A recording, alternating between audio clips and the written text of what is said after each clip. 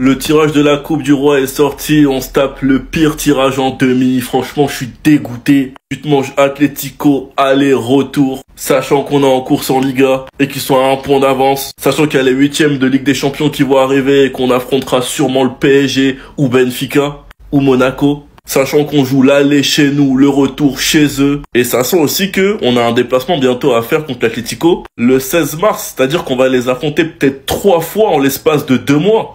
Mais bon, on a une revanche à prendre, surtout avec le Cholismo Prime qu'on s'est mangé chez nous en décembre. Madrid affronte la Sociedad avec le match retour chez eux. En tout cas, ces demi vont être très très intéressantes, même si j'aurais préféré tirer Madrid. On avait 2-3 comptes à rendre, je pense. Mais bon, malheureusement, le tirage, on a décidé autrement. Franchement, les gars, je vais pas vous mentir, moi, je suis dégoûté. L'Atlético, c'est pas du tout un cadeau. En plus, c'est manger l'Atlético, aller-retour, du Cholismo, aller-retour. On souffle. Franchement, les gars, on souffle. Enfin bref, sinon vous les gars, vous en pensez quoi? Ramenez-nous sur Snapper Star, on s'ennuie. Yes!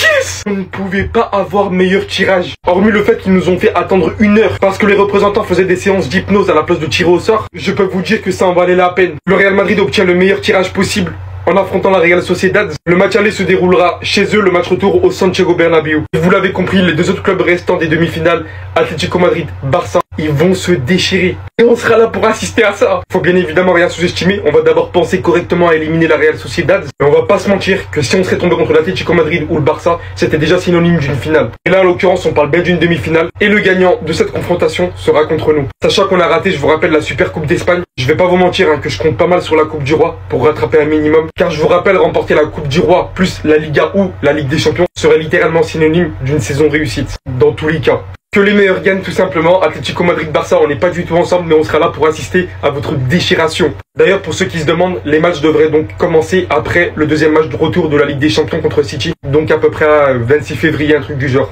Faut absolument qu'on y arrive cette fois, les gars. On connaît désormais les tirages de la demi-finale de la Coupe du Roi. Le Real Madrid affrontera la Real Sociedad. Et nous, comme d'habitude, dès qu'il y a un carré, on se tape toujours l'équipe la plus chiante. On va devoir se farcir l'Atlético. Non, on aurait pu jouer la Real Sociedad tranquille. Ils sont chiants. Dans ce carré-là, il n'y a que des équipes chiantes. On aurait pu jouer le Real toute la saison. On les a éclatés comme des petits. Oui, je fais le malin. J'ai le droit quand tu gagnes le Classico. C'est un droit que tu obtiens. L'année dernière, vous avez fanfaronné, cette année, c'est à notre tour. Mais non, on doit aller jouer l'Atlético au Wanda Metropolitano. Ça me fait yesh. C'est pas le tirage rêvé. Maintenant, il y a un monde où en finale de Coupe du Roi, on a un Classico. Il y a un monde, si on tape l'Atlético et que le Real tape la Real Sociedad, on se retrouve encore une fois dans une finale et on les explose pour aller chercher un titre. Ça commence à me plaire en fin de compte tout ça. Bonne chance à tous, que le meilleur gagne. Ça va pas être facile, croyez-moi ça va pas être facile. Mais va falloir le faire. Cette année, pas de saison blanche. Et je compte pas la Super Coupe. Ah, le tirage que je ne voulais pas. Je voulais soit celui-là, soit celui-là. Premier match chez nous, à la maison. 2e match, donc le retour chez eux. Ça va être dur. Un match qui est prenable pour le Barça comme pour l'Atlético. Real Madrid, Real Sociedad, bon. Match aller, ça joue ses jeux. Match retour, ça va au Santiago. Je pense que, bon, on sait déjà. Aller gagner au Santiago, c'est dur. Et on sait que le Real, là-bas, c'est un autre Real. En ce qui nous concerne, pour l'FC Barcelone, faudra aller chercher les 2 matchs de victoire. C'est un Atlético en forme cette saison. Et le Barça en forme cette saison. Il faut aller chercher cette place en finale et aller remporter ce trophée, qui sera synonyme de 2e trophée de cette saison. Voilà, moi j'annonce, je veux une finale Real-Barça. Encore une fois, 3e Classico de l'année. S'il y a cette finale, bien sûr. Maintenant, à voir. Parce que côté Real, demi-finale, prendre le Barça ou l'Atlético, ce serait vraiment pas facile. Mais là, au vu des équipes qu'il y a, pour eux, la Real Sociedad, c'est le tirage qui les apaise. On va aller chercher cette Copa del Rey jusqu'à Barça, toujours derrière le club. Le grand gagnant de ce tirage, c'est le Real Madrid qui va affronter l'adversaire le plus faible. Le grand perdant de ce tirage, c'est l'Atlético de Madrid. Parce que affronter le Barça en ce moment, c'est de la malchance. C'est l'adversaire le plus difficile qu'ils auraient pu avoir. Et ils vont rencontrer le Barça. En Liga, avec la chance, parce que je précise, c'était bien de la chance. Le Barça s'était battu lui-même. L'Atlético avait réussi l'exploit de battre le Barça 2-1. Mais là, ça va être 2 matchs. Donc, va falloir avoir beaucoup de chance parce que, en termes de football pur, Le Barça est supérieur. Tactiquement, le Barça est supérieur. Le Barça est dans une meilleure forme. Toutes les équipes restantes avaient peur d'affronter le Barça. Affronter le Barça, c'est presque synonyme d'élimination. Allez demander à Valence. Allez demander au Real Madrid. Ils ont tous peur d'affronter le Barça. En quart de finale, Valence a mis l'équipe B juste pour permettre aux joueurs de l'équipe A de se reposer avant un match en Liga, parce qu'en Liga, ils risquent de descendre en deuxième division, parce qu'ils savaient que c'était déjà perdu d'avance. Ils ont mis l'équipe B. Ils ont tous peur d'affronter le Barça. Ils ont tous peur de se faire humilier. C'est pour ça que c'est un mauvais tirage pour l'Atlético de Madrid. Pour le Barça n'a perdu personne. Les gars, vous avez tous vu ce qu'Aguero avait dit avant le match, que le Real ne peut pas battre Manchester City et que si jamais City perd, il se coupe les boules.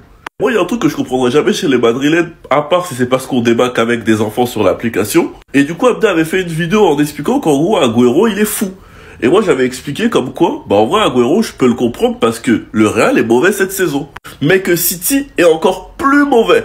Mais que les deux équipes sont fébriles cette saison. Et plein de personnes sont venues attraper ma veste dans les commentaires en me disant, tu dis de la... Les gars, vous êtes fous? Vous êtes sûrs, les gars, qu'on a vu le même match? Certes, la victoire doit faire plaisir aux supporters parce qu'ils ont fait taire les fans de City qui se foutaient de la gueule de Vinicius. Mais en étant objectif, si vous prenez du recul sur le match, vous vous dites pas que par la suite ça pourrait être compliqué? Vous vous dites pas que vous avez réussi à vous mettre en difficulté face à une équipe très mauvaise? Genre les gars, je pense que vous vous rendez pas compte, mais nous sommes actuellement en février, et le plus gros match que vous avez gagné de la saison, c'est contre Atalanta. L'équipe qui a affiché le meilleur niveau que vous avez affronté et que vous avez gagné, c'est Atalanta. Vous êtes Madrid, vous avez signé Mbappé cet été. Et je vous connais déjà dans les commentaires, vous êtes tellement dans le déni que vous allez me répondre 15 LDC, premier de Liga, pleure, chouine, ferme-la, ou ouais, toujours à parler de Madrid. Les gars, vous ne direz pas que je vous ai pas prévenu. Dès que vous allez affronter une équipe avec un minimum de niveau, vous allez vous faire corriger. Vous verrez. Enfin bref, sinon vous les gars, vous en pensez quoi? Ramos, on n'a pas ça, on s'ennuie. Il a dit il va se couper les couilles si le Real il bat City. Donc là, Sergio Aguero, légende de City, a déclaré le Real ne peut pas battre Manchester City. S'ils le font, je me coupe les testicules. Voilà, je pense que vous avez compris. Si le Real bat City, je me coupe les bourses. Voilà, Aguero Greyjoy, t'es un cool. Regarde pas les matchs en fait. Je veux bien que tu sois une légende de City, que tu sois supporter de ton club. Mais tu peux pas mettre tes bourses en jeu sur le Manchester City de cette saison. C'est pas possible. T'étais à ça de perdre en coupe. On a vu tous les matchs de City cette saison. Y a pas moyen de miser ces calots sur Manchester City. Bien sûr que le Real peut battre City. Même si tu penses que City vont gagner, c'est pas possible. Tu peux pas mettre ça en jeu. Tu peux pas mettre tes petites tomates cerises en jeu en parlant comme ça, publiquement. Là, c'est pas une version qui a leak. Tu peux pas dire ça publiquement sur le City qui est nul cette saison. Non, cool. Non, cool. Vous savez, ce joueur-là, je l'aime d'un point à la base. Le joueur, je suis tellement fan de lui. J'aime trop le sportif. Mais depuis qu'il a arrêté sa carrière entre ses déclarations, ses live Twitch et là maintenant, wallah, il a mal vieilli l'ancien. Mais respectez Rafinha, mais s'il vous plaît, mais arrêtez de toujours comparer n'importe quoi. Non, là franchement, non. Autant des fois j'aime bien les comparaisons, mais là non. On veut de la vie tranchée, ils sont tous les deux passés par Rennes, ils font partie des meilleurs joueurs du monde, mais qui est le plus fort en 2025 entre Rafinha et Dembélé? Alors oui, j'ai bien lu 2025, mais même, on parle pas que de 2025. Comparer Rafinha à Dembélé actuellement, c'est une erreur. T'as un joueur qui est Dembélé qui est en feu sur 2025 depuis 2 mois, qui fait un bon début de saison avec le Paris Saint-Germain, il n'y a pas de souci. Il nous affiche peut-être son prime. Très bon dans les gros matchs, très bon dans les petits matchs. Il a corrigé sa finition. Voilà, il est régulier, il n'y a pas de souci. Mais là, à côté, vous avez Rafinha, on parle de lui comme un ballon d'or depuis bientôt 6 mois. Vous avez tout simplement le meilleur joueur du monde, ou pour certains, le deuxième. Vous avez un mec qui est exceptionnel en Liga et en Ligue des Champions depuis 2 ans. Même l'année dernière, son prime, il avait commencé l'année dernière face au Paris Saint-Germain en plus de ça. Dembélé, il n'y a pas de souci, on le respecte, il est incroyable. Mais là, à côté, vous avez un mec, en Ligue des Champions, il met des triplés contre le Bayern, il atomise le Real pendant les Classicos, des doublés, il met des triplés en Liga. Même si tu parles des stats, Rafinha est au-dessus, je crois. Et sans parler des stats, c'est un mec pendant 90 minutes, il te fait un boulot de dingue. Défensivement, c'est meilleur que Dembélé. Offensivement, c'est meilleur que Dembélé. Donc franchement, là, il n'y a même pas de comparaison. Dembélé, il est exceptionnel depuis 2 mois, il n'y a pas de souci. Mais ça reste sur une courte durée. L'année dernière, il était encore au Barça. Du calme. Là, vous avez Rafinha, il est exceptionnel.